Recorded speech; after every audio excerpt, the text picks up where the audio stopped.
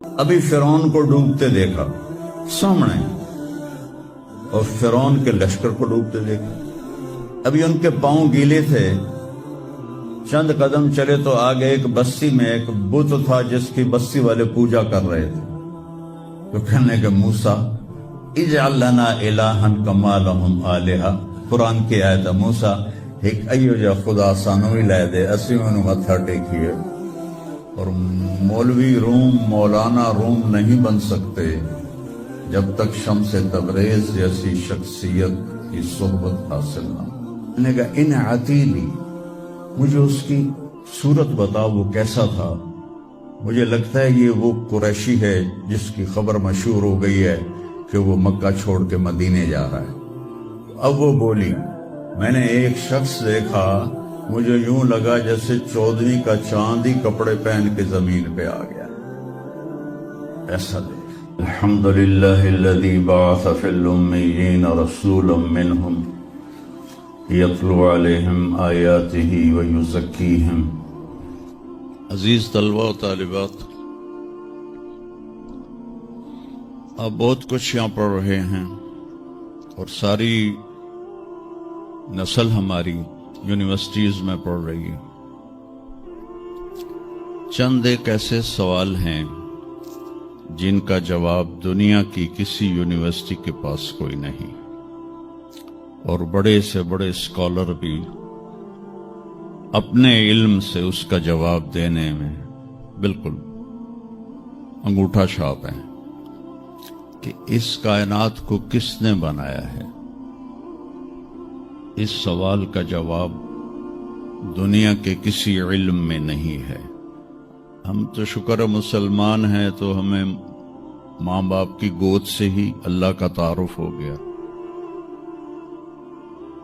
بہت پرانی بات ہے، ایک چیکوسلواکین یہاں ملا تھا، رائمنڈ میں آیا ہوا تھا، تو میں نے اس سے پوچھا کہ اس کائنات کا بنانے والا کون ہے، کوئی پتہ ہے؟ کہنے لگا اسی کو ڈھونڈنے نکلا ہوں، ابھی تک تو کوئی پتہ نہیں۔ دوسرا سوال ہے کہ اس نے یہ کائنات بنائی کیوں ہے، وہ ہے کون؟ پھر اس نے یہ کائنات بنائی کیوں ہے، اس کا جواب بھی آپ کے پاس کوئی نہیں، کسی کے پاس بھی کوئی نہیں۔ پھر تیسرا سوال ہے میں کیوں پیدا ہوا؟ میں نے کوئی اپلیکیشن دی تھی؟ ان بچیوں نے کوئی درخواست دی تھی کہ ہم نے لڑکی پیدا ہونا ہے؟ یا ان بچوں نے کوئی درخواست دی تھی کہ ہم نے لڑکا پیدا ہونا ہے؟ یہ عورت بن رہی ہے، یہ مرد بن رہا ہے، یہ دیہاتی ہے، یہ شہری ہے، اور 7 ارب انسان ہیں، سب کی شکلیں مختلف ہیں، آنکھوں کا رنگ مختلف ہے، انگلیوں کے پوروں پر چھپا ہوا پرنٹ مختلف ہے۔ 7 ارب انسانوں میں سے کسی کا یہ پرنٹ کسی کے ساتھ نہیں ملتا، تو ایسا باریک بین کون خالق ہے جس نے، ہم روشنی میں چیز بناتے ہیں اور اللہ تعالیٰ ماں کے پیٹ کے اندھیروں میں بناتا ہے۔ یخلقکم فی بطون امہاتکم خلقا من بعد خلق فی ظلمات 3۔ پھر موت کیا چیز، کیوں مر جاتے ہیں؟ پیدا ہونے کی درخواست نہیں دی تھی، پیدا کر دیا، کیوں پیدا کیا پتہ کوئی نہیں۔ اب مرنا نہیں چاہتے کہ دائیں بائیں موت کے حملے ہو رہے ہیں، ایک دن مجھ پر بھی ہو جائے گا، آپ پر بھی ہو جائے گا، اور ہم ایک ماضی کی بھولی بسری داستان بن جائیں گی۔ تم مرتے کیوں ہیں؟ پھر کوئی جلا دیتا ہے، کوئی بہا دیتا ہے، کوئی مٹی میں ملا دیتا ہے، کوئی پرندوں کے سپرد کر دیتا ہے، پارسی وہ اوپر رکھ دیتے ہیں، گدھ آ کے کھا جاتے ہیں۔ تو یہ موت کیا چیز ہے؟ تھوڑا شروع میں میڈیکل میں نے شروع کیا تھا، تو پھر اللہ نے میرا راستہ بدل دیا۔ تو موت کیا چیز ہے، میڈیکل سائنس میں اس کے 200 جواب ہیں، 200، اور ایک بھی صحیح نہیں، سارے غلط، کیونکہ وہ انسانی عقل سے ہیں تو نہیں پہنچ سکتے۔ پھر موت کے بعد کچھ ہے یا مر گئے اور مٹی ہو گئے؟ یہ چند سوال میں نے آپ کے سامنے رکھے ہیں، اور پوری دنیا کے انسانوں کو چیلنج ہے کہ اپنے علم سے جواب دو، کسی کے پاس اس کا جواب کوئی۔ نیوٹن نے یہ کہا تھا کہ اس کائنات کو 4 فورسز چلا رہی ہیں۔ عبدالسلام نے، پاکستانی سائنسدان اور 2 امریکن سائنسدان، 1976 میں یہ ثابت کیا کہ اس کائنات کو 4 نہیں 3 طاقتیں چلا رہی ہیں۔ اسٹیفن ہاکنگ نے چند سال پہلے یہ ثابت کیا کہ اس کائنات کو ایک طاقت چلا رہی ہے۔ اس سے پوچھا گیا وہ اللہ ہے؟ کہنے لگا نہیں، وہ اللہ نہیں ہے، اس کے پاس وحی کا علم نہیں تھا، تو وہ اتنا ہی اندھا ہے جتنا ایک ان پڑھ اندھا ہے۔ تو اس سے پوچھا گیا کیوں؟ تو کہنے لگا پھر سائنس کی ترقی رک جائے گی اگر اللہ کو مان لیا جائے۔ تو یہ وہ سوال ہیں جن کو جواب ڈھونڈتے ڈھونڈتے عمر گزر جائے گی، آپ ڈھونڈ نہ پاؤ گے۔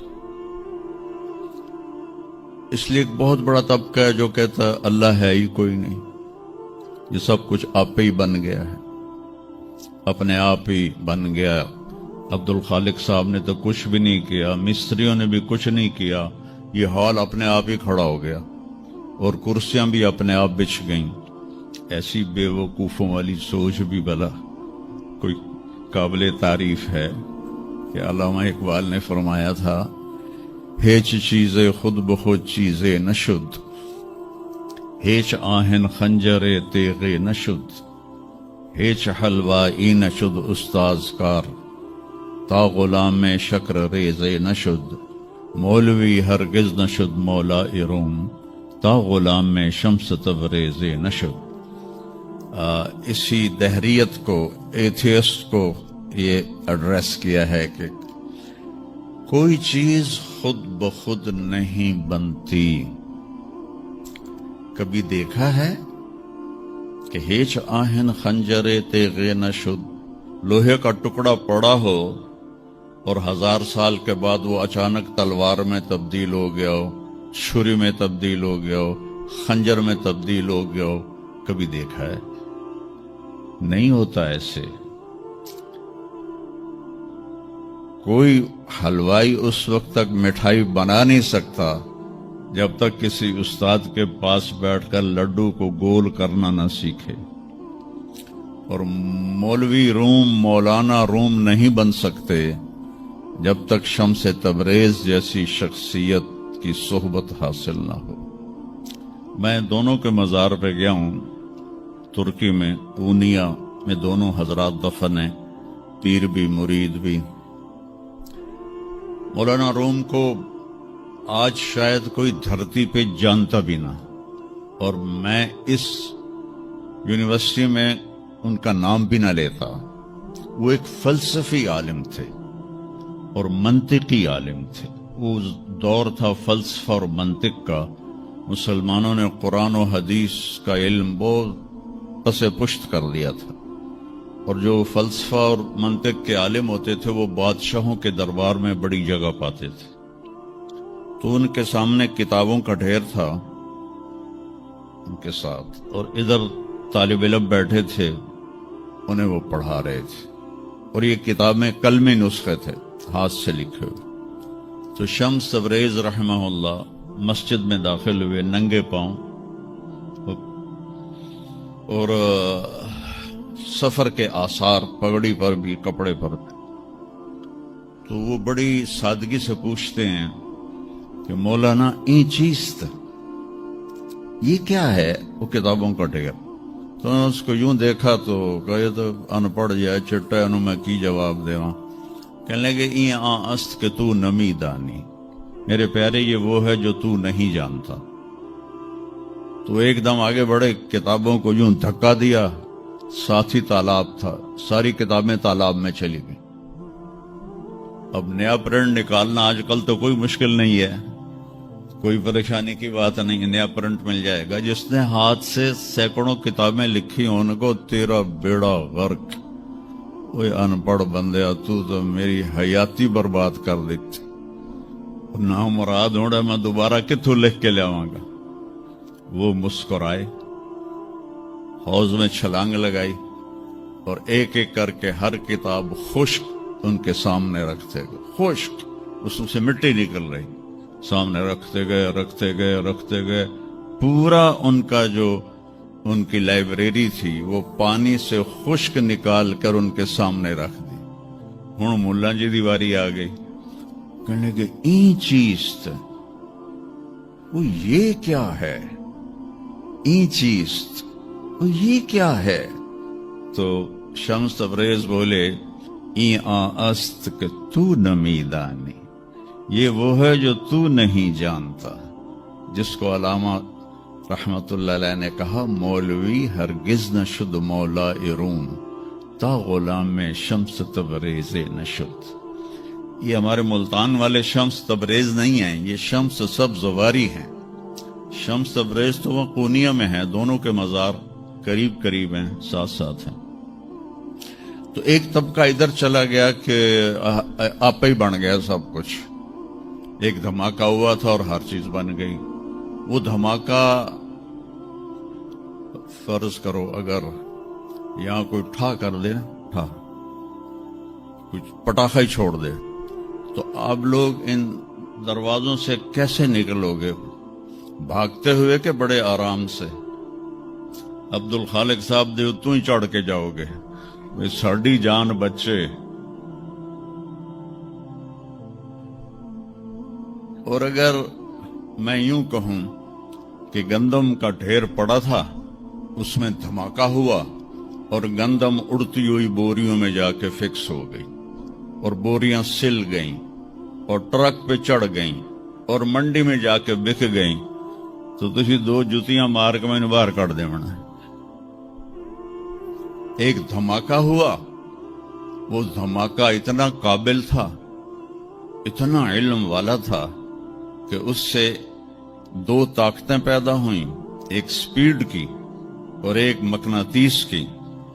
تو اگر سپیڈ اور مقناطیس کی طاقت میں ایکوالٹی نہ ہوتی اور 1/10 خرب سیکنڈ، یہ آسٹریلین سائنسدان کی بات میں بتا رہا ہوں، ایک سیکنڈ کے تو 100 سے زیادہ حصے ہو نہیں سکتے، لیکن انہوں نے کہا فرض کرو اگر 1 سیکنڈ کے 1/10 خرب حصے ہوں، تو وہ 1/10 خرب حصے میں اگر تھوڑا سا رفتار اور مقناطیس کی طاقت میں فرق آ جاتا تو ساری کائنات ٹکرا جاتی۔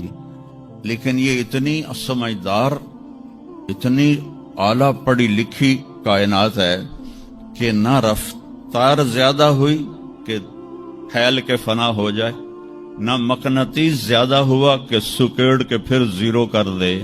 تو اس بیلنس کو خود بخود قائم ہو جانا، اس تو وڈا کملا کوئی نہیں، بے وقوف کوئی نہیں۔ جو کہتا سورج کا بھی ایک سسٹم بن گیا، چاند کا بھی بن گیا، گلیکسی کا بھی بن گیا، اور اپنا آپ چلے جا رہے ہیں چلے جا رہے ہیں چلے جا رہے ہیں، ایسے ہی رہیں گے، ہمیشہ رہیں گے۔ کچھ کہتے ہیں فنا ہو جائیں گے۔ یہاں انسان جاہل ہے، اس جہالت کو دور کرنا سب سے پہلا علم ہے۔ اگر مرتے ہوئے مجھے پتا چلا کہ یہاں تو معاملہ کچھ اور ہے، جو لوٹ آئیں تو کچھ کہنا نہیں، بس دیکھنا انہیں غور سے جنہیں راستوں میں خبر ہوئی کہ یہ راستہ کوئی اور تھا۔ چلتے چلتے پتا چلا کہ ہم تو کہاں پہنچ گئے، تو اس وقت تو پھر رب ارجعون کے نعرے قرآن کہہ رہا ہے، کہیں گے رب ارجعون، یا اللہ واپس کر دے، لعلی اعمل صالحا، میں بڑے اچھے کام کروں گا۔ اللہ نے کہا کلا، اب نہیں ہو سکتا ہے۔ تو نبی جو آتا ہے، 1,24,000 نبی یہ علم لے کر آتے ہیں، اور وہ انسانوں کی اس جہالت کو دور کرتے ہیں۔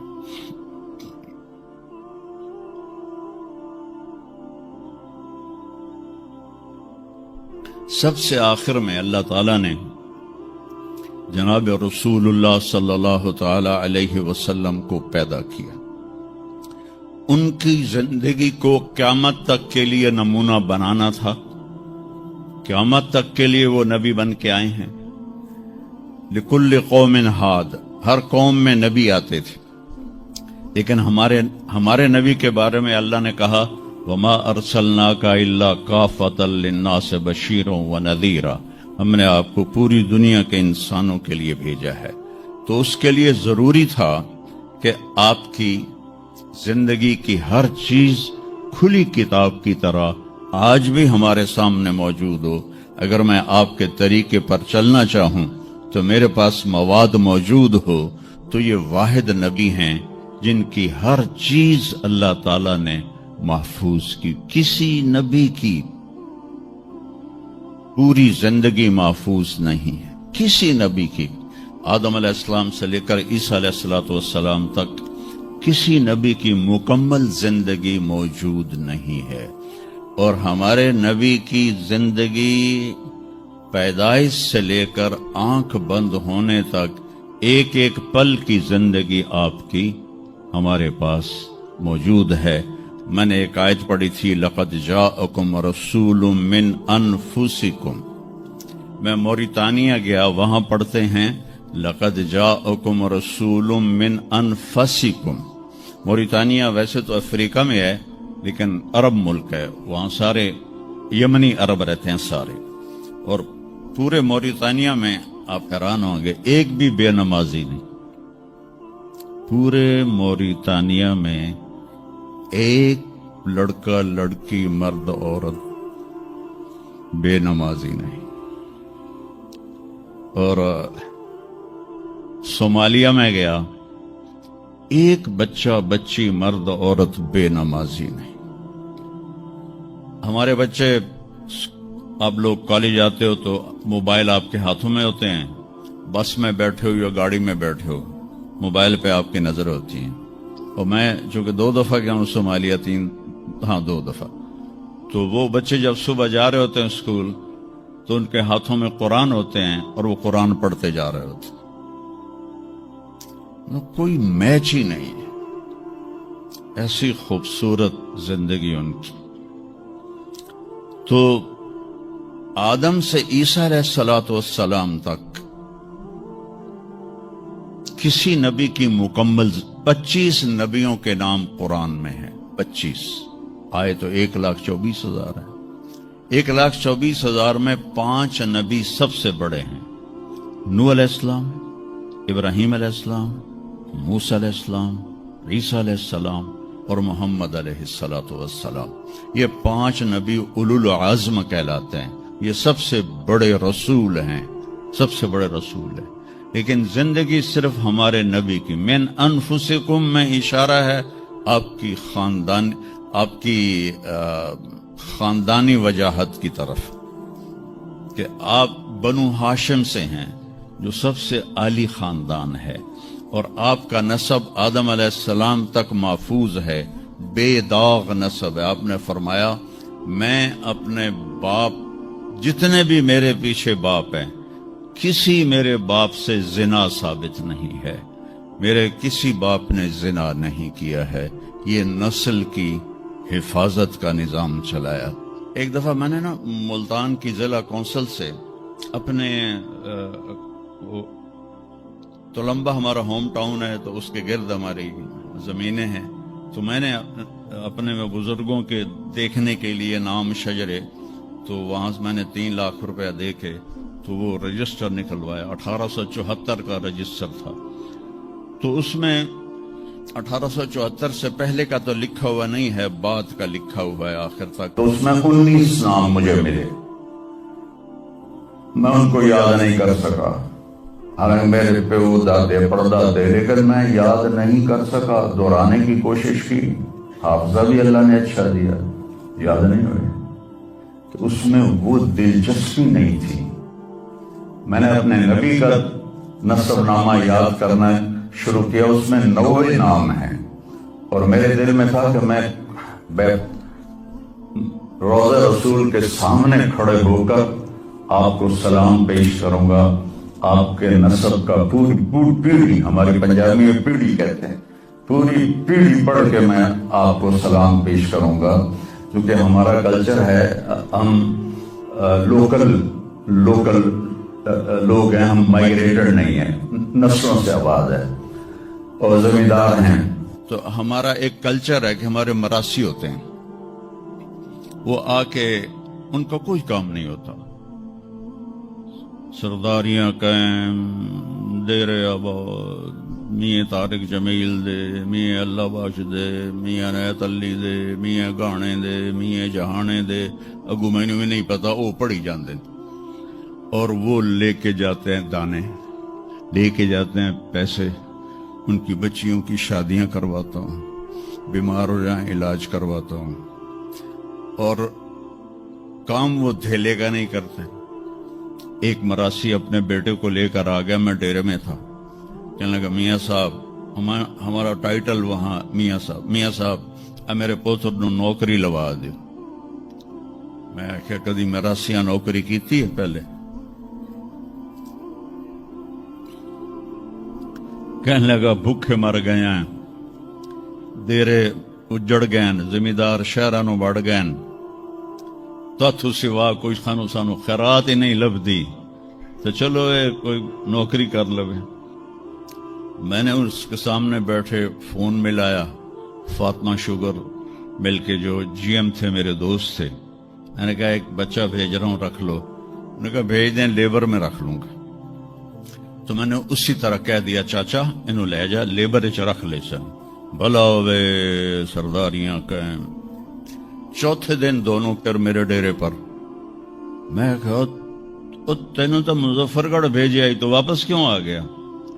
تو اس کا باپ کہتا ہے میاں صاحب میں سمجھا لیبر کوئی وڈا افسر ہوندا ہے، تو میرا پتر افسر ہو سی، انہیں تو بوریاں چوا چوا چوا دی کنڈ بن چھڑی۔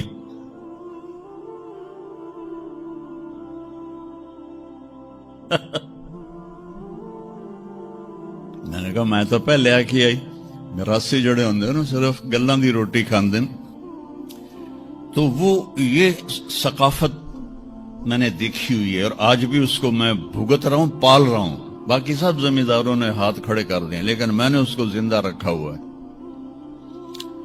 کہ میں روزہ مبارک پر جا کر میں نے کہا یا رسول اللہ، ہمارے میراسی آتے ہیں، ہم بھی جھوٹے ہیں اور ہماری تعریف بھی جھوٹی ہوتی ہے، اور ہم خوش ہو کے ان کو دیتے ہیں۔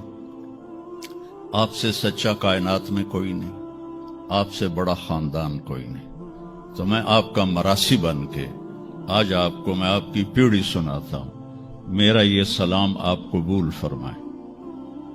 میں نے کہا الصلاۃ والسلام علیک یا رسول اللہ بن عبداللہ بن عبد المطلب بن ہاشم بن عبد مناف بن قصی بن کلاب بن مرہ بن کعب بن لبی بن غالب بن فہر بن مالک بن نضر بن کنانہ بن خزیمہ بن مدرکہ بن الیاس بن مضر بن نزار بن معد بن عدنان بن اود بن حمیسہ بن سلامان بن عوس بن بوز بن قموال بن ابی بن عوام بن ناشد بن حزا بن بلداس بن یدلاف بن طابخ بن جاحم بن ناحش بن ماخی بن عیفی بن عبقر بن عبید بن الدعاء بن حمدان بن سنبر بن یثربی بن یحزن بن یلحن بن ارعوا بن عیذی بن زیشان بن عیسر بن اقناد بن ایہام بن مقصر بن ناحث بن زار بن سمی بن مزی بن عوض بن عرام بن قیدار بن اسماعیل بن ابراہیم بن آذر بن ناحور بن سروج بن رعو بن فائج بن عابر بن ارفخشاد بن سام بن نوح بن لامک بن متوشال بن ادریس بن یرد بن ملحل ایل بن قینان بن آنوش بن شیس و بن آدم علیہ السلام۔ میں کہا سرداریاں قائم، دیر آباد، من انفسکم لقد جاءکم رسول من انفسکم۔ یہ واقعہ ہے صبح 10-11 بجے کا، تو آف سیزن تھا، اتنا رش نہیں تھا۔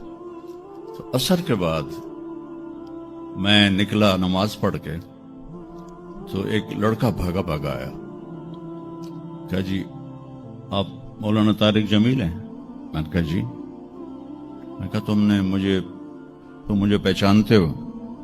کہا نہیں جی، آپ کے ساتھ لوگ تھے کافی، تو میں نے ایک آدمی سے پوچھا کہ یہ کون ہے، تو انہوں نے کہا یہ مولانا طارق جمیل۔ کہا جی میں ابھی عصر کی نماز میں پہلے آ گیا تھا، یہ عصر کے بعد مجھے وہ بات بتا رہا ہے، میں عصر کی نماز سے پہلے آ گیا تھا، پرانی مسجد میں جگہ مل گئی، بیٹھے بیٹھے مجھے نیند آ گئی، تو میں نے خواب میں اللہ کے نبی کو دیکھا، انہوں نے فرمایا کہ طارق جمیل کو بھی میرا سلام کہہ دو۔ تو وہ جو میرا پیڑھی پڑھ کے سلام عرض کرنا تھا وہ بارگاہ رسالت میں قبول ہوا۔ لقد جاءکم رسول من انفسکم، کہاں سے لاؤ گے ایسا رسول کہ جس کی زندگی کی ہر چیز محفوظ ہو۔ پھر افریقہ میں پڑھتے ہیں من انفسکم، انفس کہتے ہیں نفیس کو، کہ ایسا نفیس کوئی ہے۔ ایک بدو عورت تھی، جب آپ تشریف لے گئے نا ہجرت کر کے مدینہ، تو رابغ ایک جگہ آتی ہے، وہاں بھوک لگی، پیاس بھی، تو ایک خیمہ دیکھا، وہاں پہنچے تو ایک بڑھیا بیٹھی تھی، اس کا نام تھا ام معبد الخزاعیہ۔ تو آپ نے سوال کیا ماں جی ہم مسافر ہیں، کوئی کھانے کو ملے گا؟ تو نے کہا بیٹا قحط کا زمانہ ہے، کچھ بھی نہیں ہے۔ ایک بکری بیمار اور کمزور اور بن بیاہی کھڑی ہوئی تھی، تو آپ نے کہا اس بکری سے دودھ نکال لوں؟ تو اس نے ایسے بڑی حیرت سے دیکھا کہ یہ عرب ہو کہ ایسی بات کر رہا ہے کہ اس بکری سے دودھ نکال لوں؟ تو وہ کہنے لگی یہ تو بن بیاہی ہے، اس کا تو ویسے بھی اس کے جسم پر بوٹی نہیں ہے، اس سے ایک قطرہ بھی کوئی نہیں۔ کہا ماں جی آپ اجازت دیں؟ کہا لگا ٹھیک ہے۔ تو وہ آپ کو غور سے دیکھنے لگی، چونکہ انہونی بات ہو رہی تھی۔ آپ نے اتنا بڑا وہ تھا برتن، وہ آپ نے لیا اور اس کے تھنوں کو یوں ہاتھ لگایا تو وہ چھلک کے مشکیزے کی طرح نیچے آ گئے، اور آپ نے دودھ نکالا اور وہ فل ہو گیا۔ آپ نے حضرت ابوبکر کو پلایا، عامر بن فہیرہ کو پلایا، عبداللہ بن اریقت جو آپ کے رہبر تھے، آخر میں آپ نے خود پیا، پھر دوبارہ نیچے بیٹھے اس کے، اور پھر نکال کے پورا وہ جگ بھر کے رکھ کے دے آئے۔ بکری کی عمر ہوتی ہے 7 سال، 7 سال تک یا ذبح ہو جائے یا وہ از خود مر جائے گی۔ بہت کم ہوتا ہے کہ کوئی بکری 7 سے 8 سال ہو جائے۔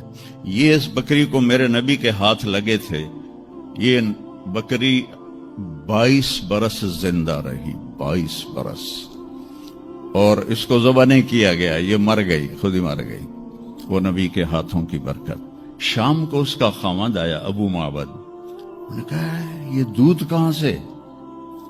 تو ام معبد کہنے لگی اس بکری سے۔ پاگل ہو گئی ہیں، یہ بکری دودھ دے سکتی ہے؟ کہ میں بھی یہ سمجھی آئی نہیں دین دی، پر کوئی جادوگر آیا ہے، وہ ہاتھاں دی کرامت آئی ہے، جگ بھریا پیا۔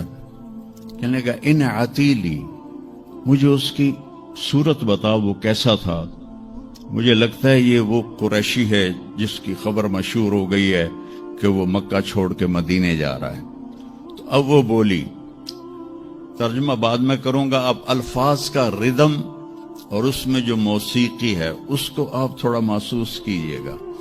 رأیت رجلا ظاہر الوضاء ابلج الوجه حسن الخلق لم تعبه ثجلة لم تزری به سعلة وسیم قسیم فی عینیہ دعج فی اشفارہ